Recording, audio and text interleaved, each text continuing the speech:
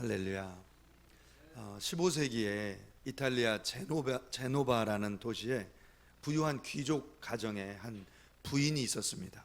그 부인의 이름이 제노바의 캐서린이라는 사람이었습니다. 근데 이 여인이 귀족으로 부유하게 세상적인 삶을 살다가 1473년, 그러니까 결혼한 지 10년 만에 예수님을 인격적으로 만나고 거듭나게 됩니다. 그 거듭남을 체험한 후에 제노바의 이 귀족이 남편과 함께 자기의 가진 재산을 가난한 사람들에게 다 나눠주고 그 제노바의 가난한 사람, 병든 사람들을 섬기면서 평생을 사역하게 됩니다.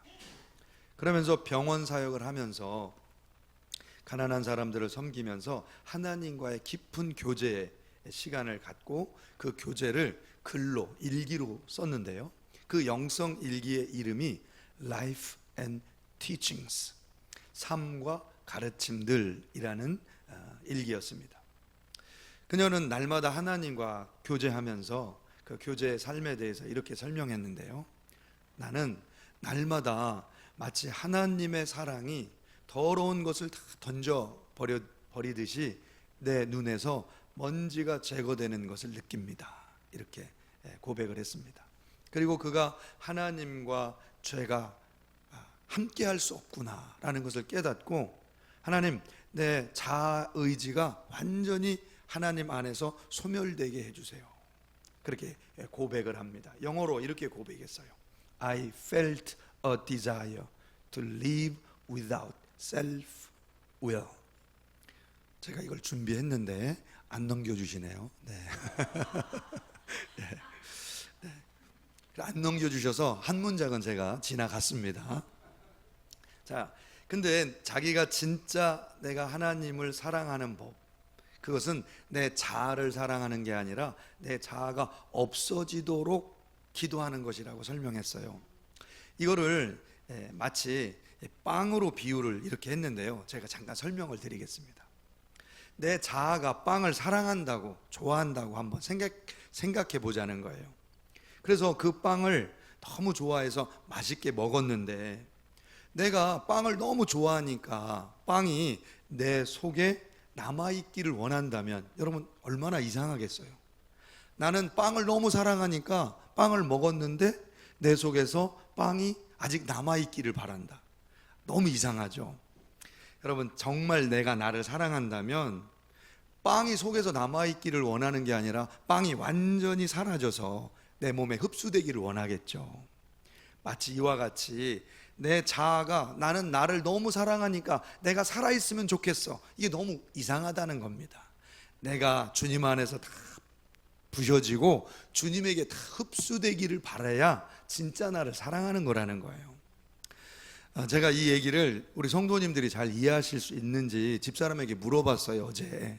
여보, 내가 이 얘기를 하려고 그러는데 성도님들이 잘 이해하실까? 그랬더니 집사람이 이렇게 얘기하는 거예요. 여보, 빵을 좋아하면 당뇨병 걸리는데 이 얘기는 안 했으면 좋겠어요, 그러더라고요. 그래서 여러분 알아서 새겨서 은혜 받으시길 축복합니다.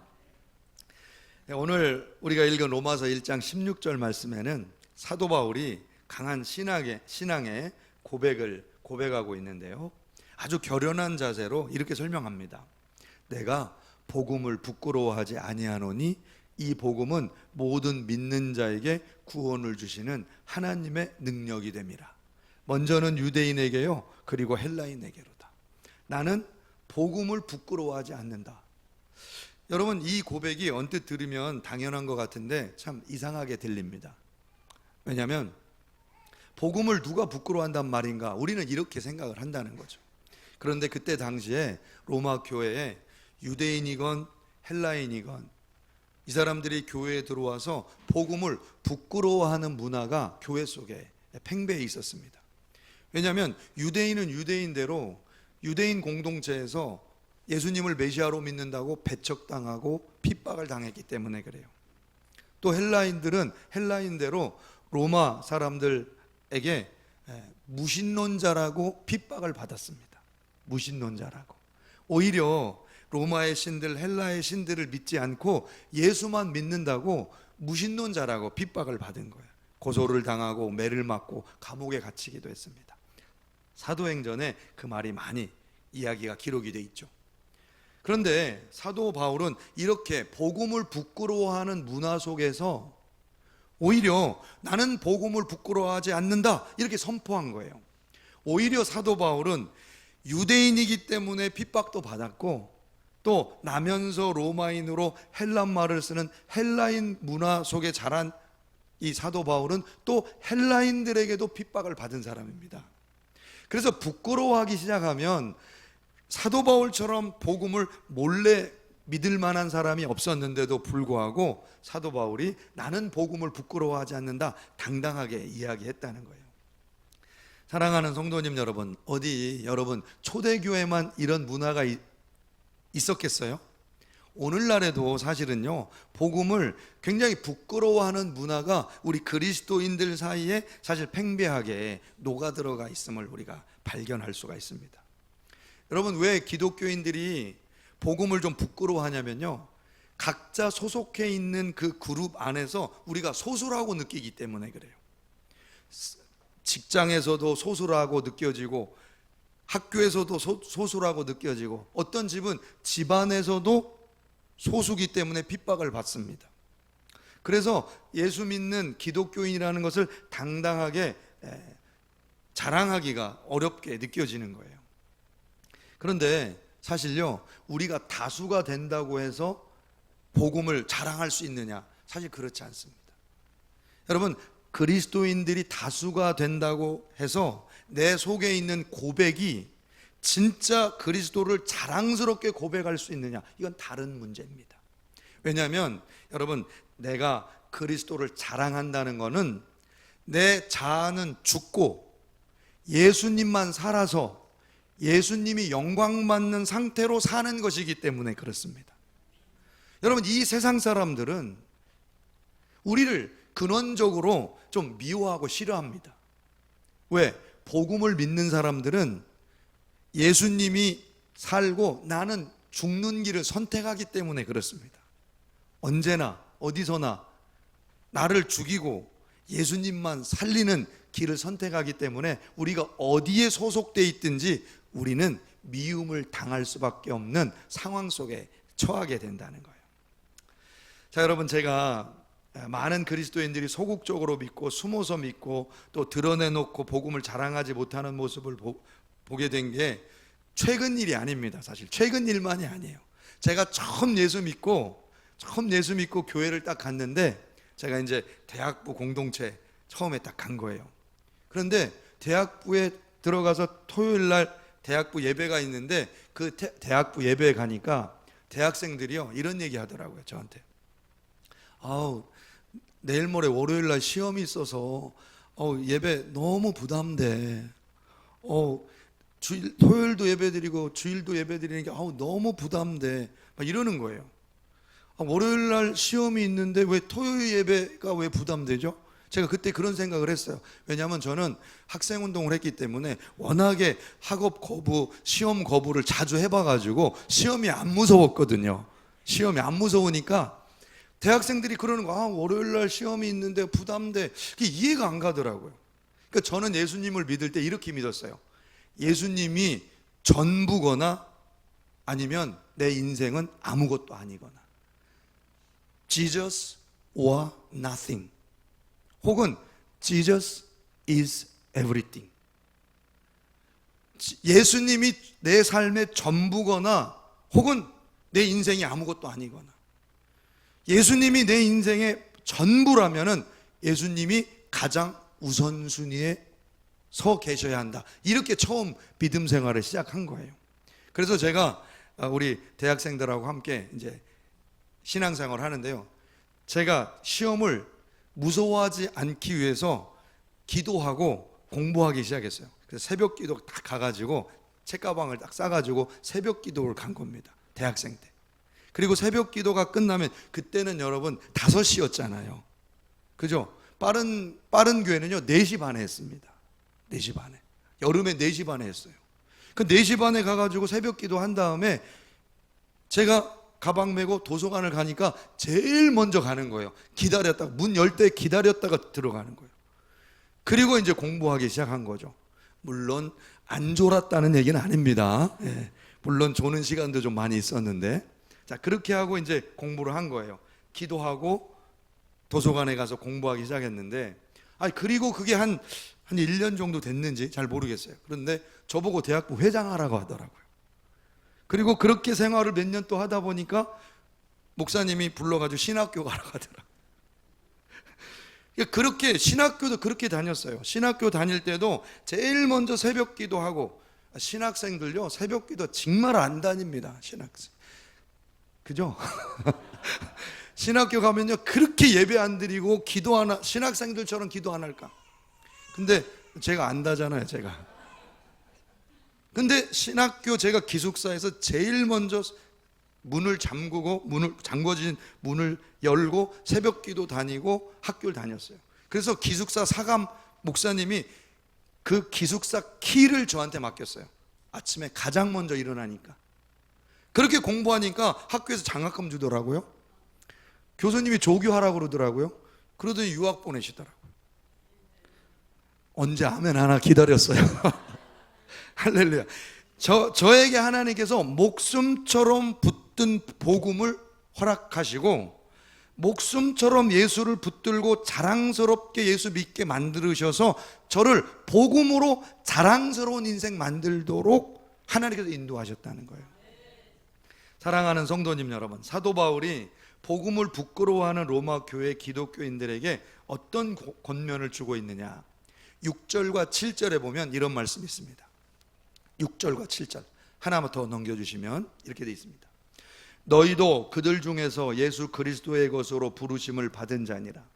로마에서 하나님의 사랑하심을 받고 성도로 부르심을 받은 모든 자에게 하나님 우리 아버지와 주 예수 그리스도로부터 은혜와 평강이 있기를 원하노라. 이 말씀에 보면 사도 바울은 로마에 있는 그리스도인들을 성도라고 부릅니다. 성도, 이게 신약 성경 서신서에 처음 나오는 호칭입니다. 성도. 원래 사도 바울이 1차 선교, 2차 선교를 다니면서 이 편지글을 많이 썼는데, 그때는 갈라디아서나 고린도 전후서를 쓸 때는 그리스도인들을 나의 형제들이여 이렇게 부릅니다. 나의 형제들이여. 그런데 로마서에서부터 사도 바울은 그리스도인들을 성도라고 부릅니다. 성도. 왜냐하면 초반에 형제라고 부른 이유는 모든 성도들이 가족과 같이 정말 사도 바울과 똑같이 먹고 마시며 함께 생활하며 몇 안 되는 그리스도인들이 진짜 믿음 가지고 신앙생활을 했기 때문에 그래요. 그런데 교회가 커지다 보니까 성도들이 어떻게 변하게 되냐면 그냥 명목상 그리스도인들이 많이 생기기 때문에 사도 바울이 그리스도인이면 진짜 이렇게 불리기를 부끄럽게 여기지 말아야 된다, 이렇게 하고 붙여준 이름이 성도, 거룩한 사람들이란 뜻입니다. 여기 하기오스, 거룩한 자들이라고 하는 이 뜻은 이 세상 사람들과 구별된 사람들이란 뜻이에요.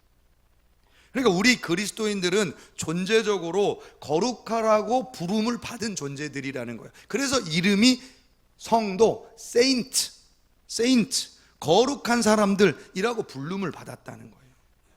그래서 이 세상은 거룩하지도 않고 거룩하려 하지도 않고 거룩을 알지도 못하고 거룩을 싫어하기 때문에 우리를 싫어한다 할지라도 그거는 부끄러운 게 아니라 우리가 자랑스러운 거라는 거예요. 거룩한 것은 자랑스러운 거라는 거예요.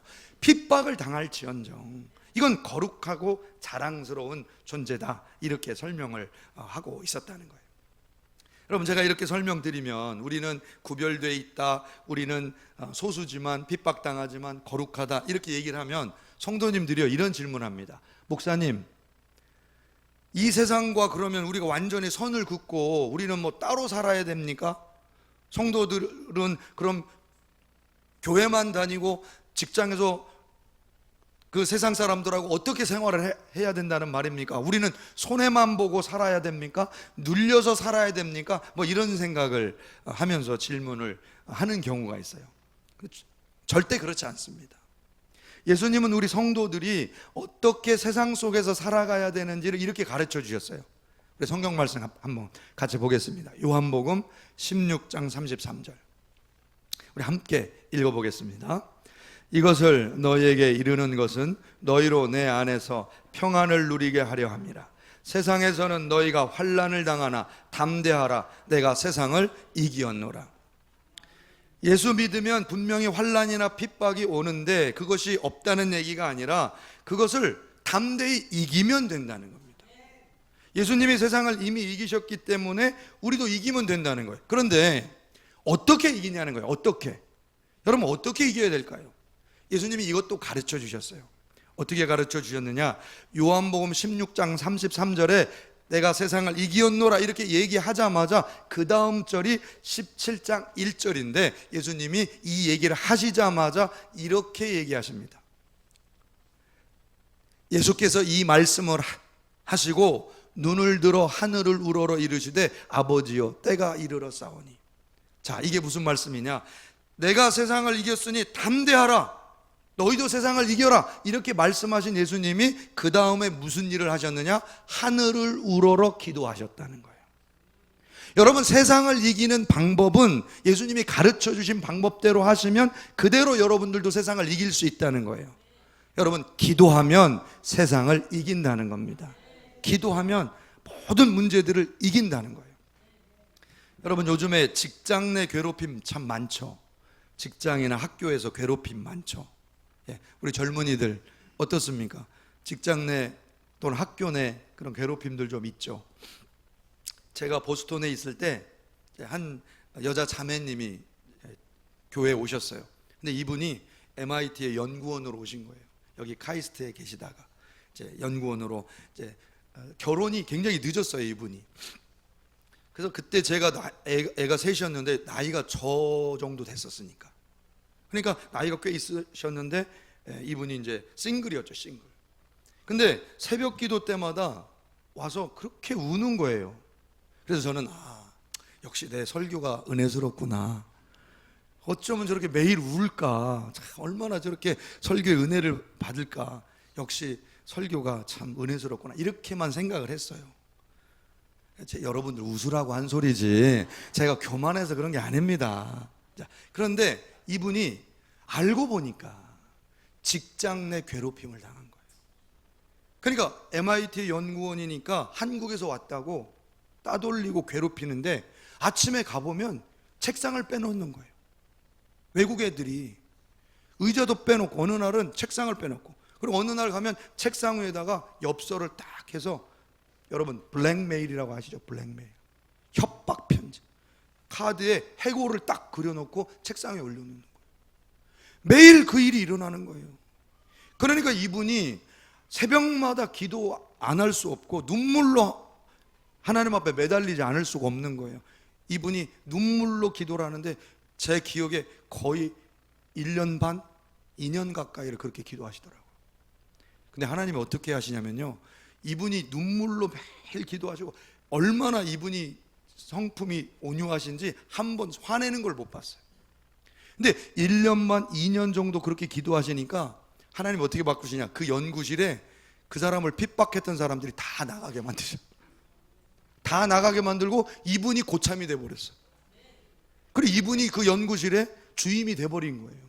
그런데 또 어떻게 축복하시냐면요, 하나님이 이 자매님한테 그 MIT를 졸업한 박사님하고 결혼하게 만들더라고요. 그걸 지켜본 거예요.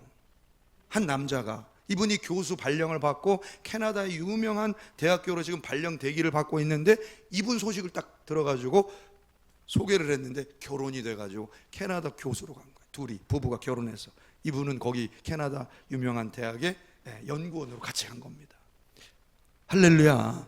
사랑하는 성도님 여러분, 그리스도인들은 핍박이 없는 게 아니라, 직장 내 괴롭힘이 없는 게 아니라, 우리의 삶 속에 고난이 없는 게 아니라, 그럼에도 불구하고 주님이 가르쳐 주시는 방법대로 믿고 기도하면 반드시 승리자는 우리가 된다는 거예요. 반드시 우리에게 승리의 열매를 주시는 줄로 믿으시기 바랍니다. 성도가 복음으로 세상을 반드시 이기게 되는 근본적인 이유가 있는데요, 복음에는 모든 믿는 자들에게 구원을 주시는 능력이 있다, 이렇게 설명하기 때문에 그렇습니다. 16절 후반부에 이렇게 돼 있어요. 이 복음은 모든 믿는 자에게 구원을 주시는 하나님의 능력이 됨이라. 여기서 모든이라는 단어가 너무 중요합니다. 예외 없이 어떤 일에도 누구든지 믿음만 있으면 믿는 자에게, 모든 믿는 자에게는 하나님의 능력이 되는 이 복음이 우리에게 주어졌다는 거죠.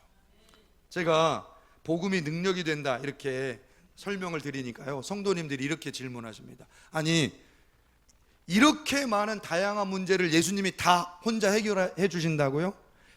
직장 문제 해결해 주십니까? 그렇습니다. 결혼 문제 해결해 주십니까? 그렇습니다. 돈 문제, 경제 문제 해결해 주십니까? 그렇습니다. 내 이 엄청난 이 질병도 해결해 주십니까? 그렇습니다. 그렇습니다. 사랑하는 성도님 여러분, 제가 죄송하지만 제가 신앙생활한 지 얼마 안 됐는데 30년 정도 됐거든요. 늦게 제가 예수님 믿어서. 그리고 목회를 23년 했어요. 23년. 근데 제 23년 목회 모든 과정을 통틀어서 예수님이 응답해 주지 않은 기도가 하나도 없었어요. 30년 제가 신앙생활 짧게 했지만 이 30년 신앙생활 속에서 단 한 번도 예수님이 거절하거나 나 못하겠다고 하거나 나를 거절해 본 적이 한 번도 없어요. 모든 기도를 들으시고 응답하시고 치료해 주셨어요. 제가 우리 집사람 여러 번 살렸습니다. 오늘 자꾸 저를 교만하게 만드시는데 사랑하는 성도님 여러분, 모든 능력이 예수에게서 나오는 줄로 믿으시기 바랍니다. 16절 본문에서 여러분 부끄러워하다라는 단어 있죠? 부끄러워하다. 이 헬라어 단어가 에파이스큐노마이라고 하는 동사형 단어입니다. 근데 이게 부끄러워하다 이런 뜻인데 이게 사전적인 의미가 있어요. 사전적인 의미. 사전적인 의미는 이렇게 돼 있어요. 제가 영어로 이렇게 써놨는데요. 이렇게 돼 있습니다. To experience or feel shame or disgrace because of some particular event or activity. 이게 무슨 얘기냐면 어떤 특별한 사건이나 활동 때문에 부끄러움이나 불명예를 느끼고 경험한 거예요. 자, 그러니까 왜 지금 부끄러움을 느끼느냐? 옛날에 경험해 본 거예요. 옛날에 복음 때문에 부끄러워 봤기 때문에, 부끄러움을 당해봤기 때문에 지금 부끄러움을 느낀다는 거예요. 여러분, 사랑하는 성도님 여러분, 왜 우리가 그리스도인인데 복음을 당당하게 선포하지 못하느냐? 옛날에 부끄러움 당해본 경험이 있다는 거예요. 실패의 경험이 있다는 거예요. 좌절의 경험이 있다는 거예요. 그 경험 때문에 또 괴로움과 부끄러움과 좌절감과 낙심함이 내 안에 느껴진다는 거예요. 이게 아까 제가 설명드렸던 에파이스큐노마이라고 하는 헬라어 단어의 뜻이라는 거예요. 사랑하는 성도님 여러분, 신앙생활은요 아주 작은 것이라 할지라도 예수 그리스도를 통하여 날마다 승리하는 경험들을 쌓아가는 겁니다. 졌다가 다시 기도하면 또 이기고, 후퇴했다가 또 기도하고 또 두 발 전진하고, 날마다 승리하는 경험을 쌓아가는 과정, 그리고 부끄러움의 경험을 깨뜨리고 하나씩 승리를 쌓아가는 과정, 이것이 바로 신앙생활의 특징입니다. 오늘 저와 여러분들이 핍박을 당할지언정 패배하지 않고, 여러분 고난을 당할지언정 30배, 60배, 100배로 열매 맺는 신앙인들 다 되시기를 주님의 이름으로 축복합니다. 끝으로 여러분, 사도 바울이 성도들에게 복음을 부끄러워하지 않을 수 있는 진짜 중요한 이유를 설명해 주고 있습니다. 그 이야기가 로마서 1장 17절에 이렇게 기록되어 있어요. 복음에는 하나님의 의가 나타나서. 여러분, 왜 복음 때문에 우리는 부끄러움 당하지 않고 계속 승리할 수 있느냐? 그 이유가 바로 여기에 있다는 거예요. 복음에는 내 의가 드러나는 게 아니라 하나님의 의가 드러나서 하나님께서 이루시기 때문에 복음을 붙드는 사람들은 반드시 승리한다는 거예요. 내가 예수 그리스도의 복음을 듣고 순종하면 나는 죽는데, 내가 죽으면 예수가 살고, 예수가 살면 바로 내가 승리하는 놀라운 비밀이 복음 안에 들어있다고 설명하고 있습니다.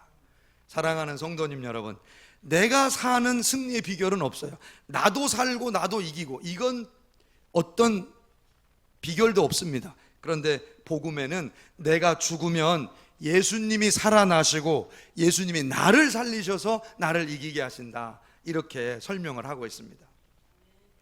제가 이번에 이제 하나님께 이제 응답을 받고 이제 교회를 구입하라는 하나님 막 강권적인 미시는 것 같은 이제 힘을 느끼고 이제 그렇게 하나님 앞에 기도를 드렸어요. 기도를 드리는데 하나님께 이런 마음을 제가 가진 거예요. 하나님, 무슨 돈으로 그걸 삽니까? 무슨 돈으로? 아니 지금 애 이름입니까 그게? 13억 5천, 이게 한 반값으로 샀거든요. 저희가 반값으로. 원래 가격을 따지면 한 30억 이상은 줘야 돼요. 이 정도 우리가 준비를 하려면. 근데 13억 5천에 구입하게 됐어요. 근데 아니 13억 5천은 애 이름이냐고요. 여러분 좀 있으면 좀 꺼주세요. 그게 무슨 애 이름이냐고. 그래서 하나님 앞에, 하나님 이거 어떻게 감당합니까 제가? 제가 이거 어떻게 감당합니까? 그랬더니 하나님께서 이런 감동 주시는 거예요. 너는 네 옥합이나 깨고 나머지는 내게 맡겨. 하나님이 하시니, 너 이거 한마디로 얘기하면 이거예요. 좋은 말로 너는 네 옥합이나 깨고 내게 맡겨. 그게 그런 얘기고, 좀 센 말로는, 제가 느낀 센 말로는 이거예요. 너는 죽기나 해. 너 죽기나 해. 너를 살리는 건 나야. 내가 책임져. 하나님이 그 감동을 주시는 거예요. 그래서 하나님 앞에 아멘 했죠. 제가 죽겠습니다. 제가 옥합 깨뜨리겠습니다. 그리고 제 노후를 깬 거예요. 노후를 깨고 하나님 받으시옵소서 하고 깬 거예요. 그리고 하나님 앞에 드렸더니, 드리려고 이제 딱 결단을 하고 주일날 이제 기다리고 있는데 전화가 왔어요. 뭐라고 전화가 왔냐면 먼저 옥합을 깨겠다는 거예요. 아무 노후 준비도 안 된 가정인데 그 가정에서 옥합을 깨겠다는 거예요. 그리고 헌금을 딱, 주일날 헌금을 딱 올렸어요. 뭐라고 감사 헌금 한지 아세요? 옥합을 깰 수 있게 해주셔서 감사합니다. 와, 그 주님이 저한테 하신 말씀이요, 너무 정확한 거예요. 너는 네 거나 깨고 네가 죽기나 해. 나머지는 내가 책임져. 그러더니 하나님께서 계약하게 하시고 기적을 일으켜 주신 거예요. 할렐루야. 사랑하는 성도님 여러분, 한 가지만 제가 더 간증하고 설교를 마칠게요. 지난주가 맥주감사주일이었는데요, 맥주감사주일 전에 우리 교회를 다녀갔던 우리 레바논 선교사님이 메시지가 띡 온 겁니다. 띡이라고 표현해서 죄송합니다. 제가 느낀 감정이 그래요. 갑자기 딱 왔는데 고추장하고 된장하고 이런 걸 사가야 된답니다. 그러니까 지원금을 부탁드립니다 하고 딱 온 거예요. 그래서 드려야지. 그런데 이분만 생각나는 게 아니라 인도 선교사님도 생각나고 또 필리핀 선교사님도 생각나고 막 이래 가지고 제가 맥주 감사원금 들어온 거, 그거 들어온 거 다 자른 거예요.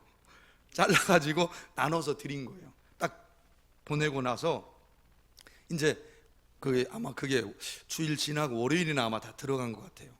그랬더니 연락이 왔어요. 너무 감사하다고. 어떤 인도 선교사님은요, 저 사례비 받아갔는데 또 주셨는데 잘못 보낸 거 아니세요? 이렇게. 그래서 맥주 감사한 건 보낸 겁니다. 잘 사용하세요. 이렇게 보내드렸어요. 너무 감사하다고 연락이 온 거예요.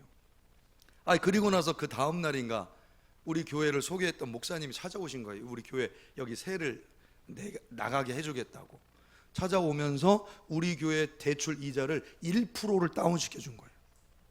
그걸 계산해 보니까 한 달에 100만 원씩 다운되고 이걸 5년으로 계산하니까 6천만 원이 다운됐어요. 아멘도 안 하시네. 사랑하는 성도님 여러분, 우리가 죽으면, 내가 죽으면 예수가 살고 예수가 살면 예수가 우리를 살립니다. 이 믿음으로 승리하시기를 주님의 이름으로 축복합니다. 기도하겠습니다. 전능하신 아버지 하나님, 감사하고 감사합니다. 오늘도 저희들 부족하지만 주님 앞에 나아갑니다. 우리를 깨뜨리고 주님 앞에 나아가는 성도들을 축복하시고 우리 교회를 기뻐 받아 주시옵소서. 예수님의 이름으로 간절히 기도드렸사옵나이다. 아멘.